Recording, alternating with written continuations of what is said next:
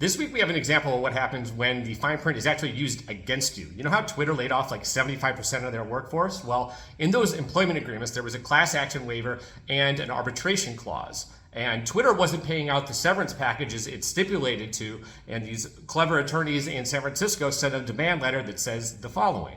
If you don't comply by December 7th, we'll commence an arbitration campaign on these employees' behalf, with each employee filing a separate individual arbitration as required by your terms in your arbitration agreement.